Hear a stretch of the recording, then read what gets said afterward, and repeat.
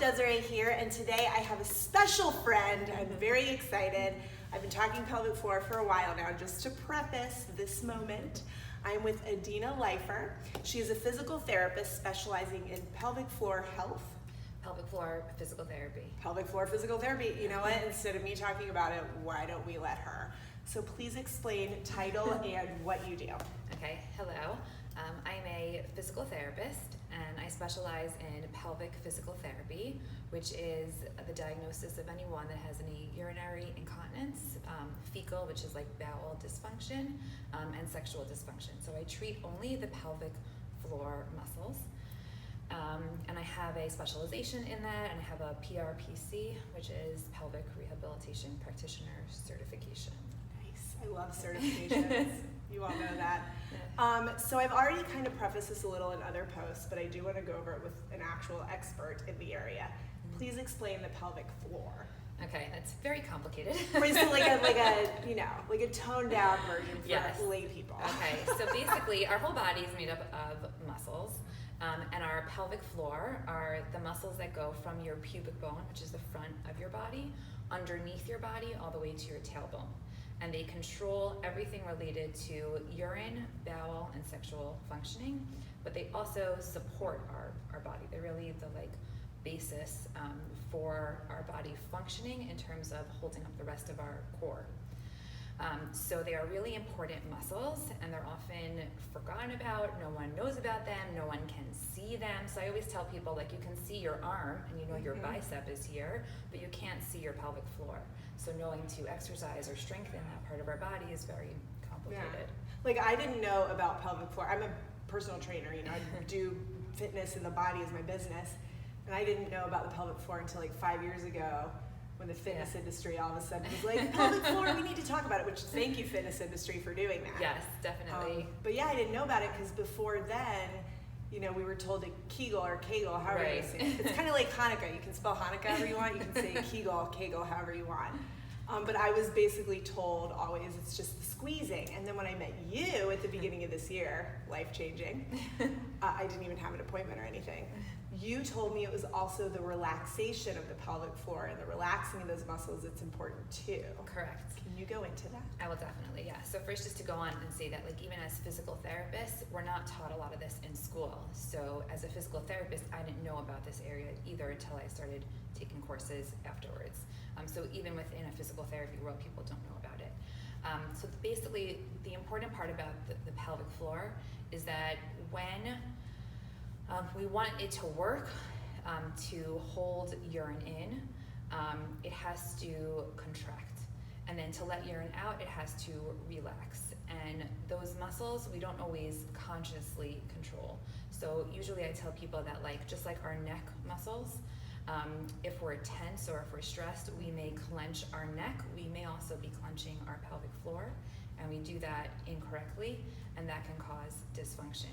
So when people may experience pain with intercourse, or even urinary incontinence or constipation, it's because their muscles are too tight and they're not relaxing and they're not working properly. And therefore, it's not just important to have that squeeze where you can control your muscle to pull it up and in, but also to relax it, as I say, down and out. You want to be able to move that muscle. And it's kind of like if you were moving your arm, you want to make sure you can bring your arm up and you can bring your arm down.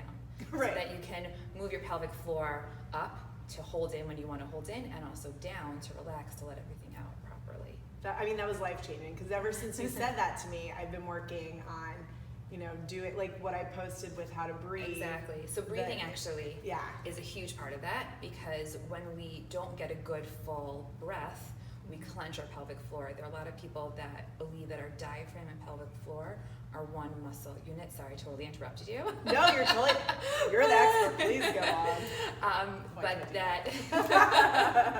But when we hold our breath, we're clenching our pelvic floor. So it's so important to have breath, breathe during your day, and even especially when you're exercising or going to the bathroom, to breathe, because that will help relax the pelvic floor. Breathe when you go to the bathroom, people. Yes.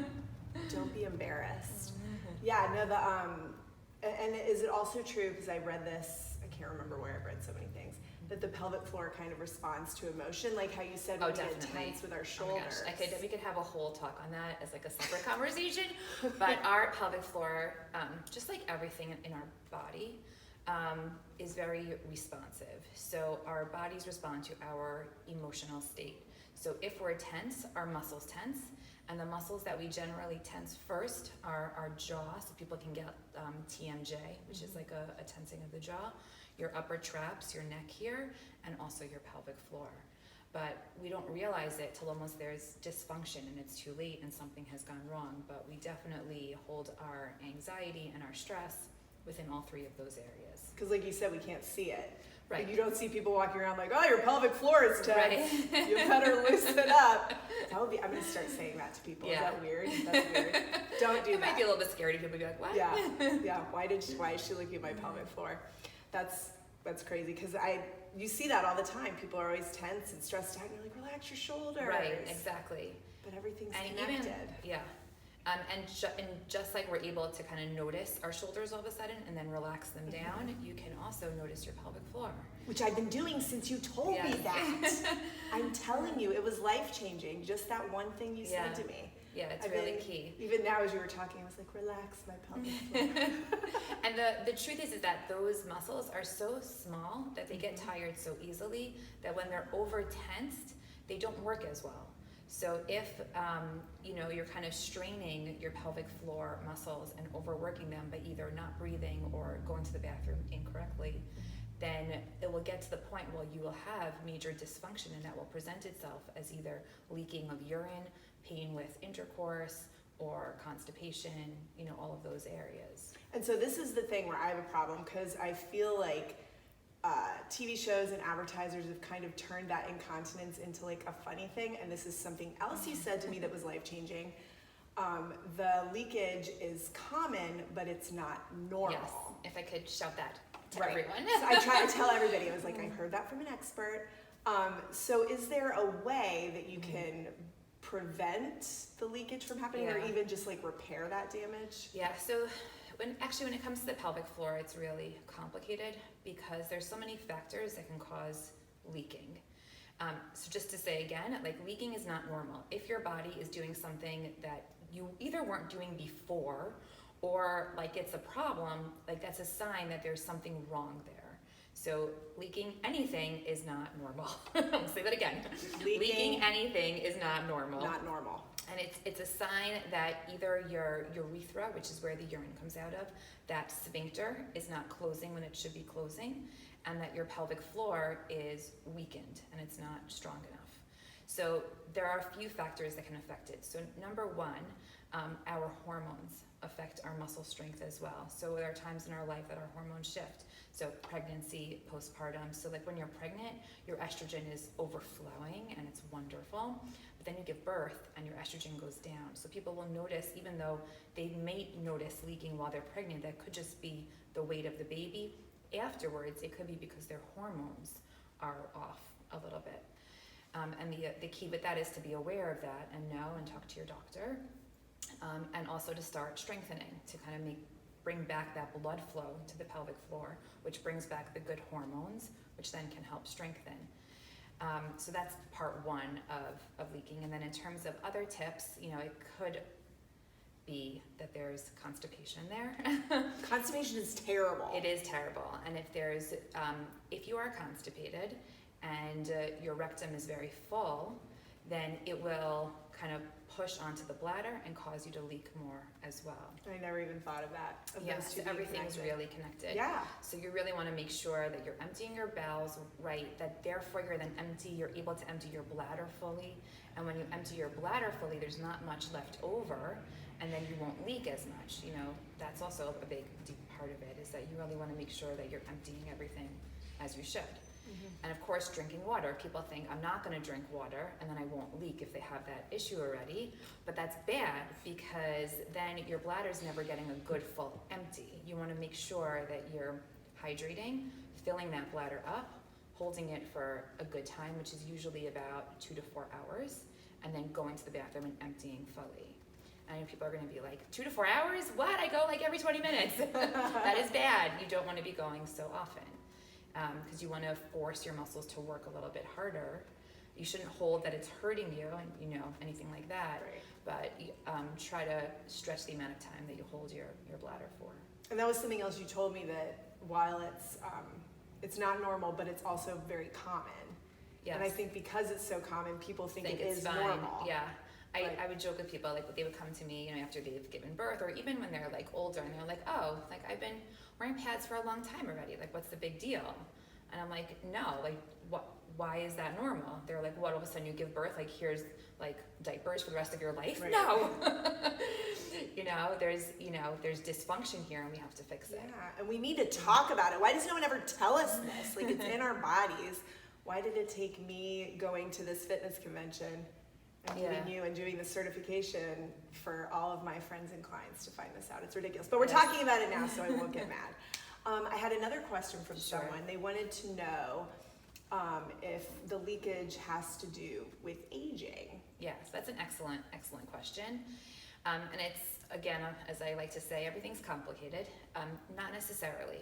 So leakage, first of all, there are pediatric pelvic physical therapists, so you can have an issue when you're a child. I am not a pediatric pelvic physical therapist, but again, if leaking can happen due to other factors, whether it's hormonal or related to your bowels, or that you're just on a bad, habit of emptying your bladder incorrectly. So it doesn't really matter with age. That being said, it also does come with age, because actually postmenopausal is a big area of treatment for me, where I see a lot of women postmenopausal because their estrogen has gone down so much.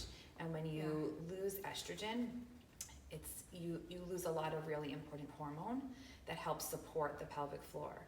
And when there's less of that, we can get vaginal atrophy, which is the thinning of the vaginal wall and the vaginal muscles. And when that happens, then you can really lose strength. And when you lose strength, that's when you can have issues like this. Mm-hmm. So it's really important to know of this. There are things that can help. There are different estrogen creams, and even just staying healthy and exercise and drinking water. Exercise, you say? Exercise.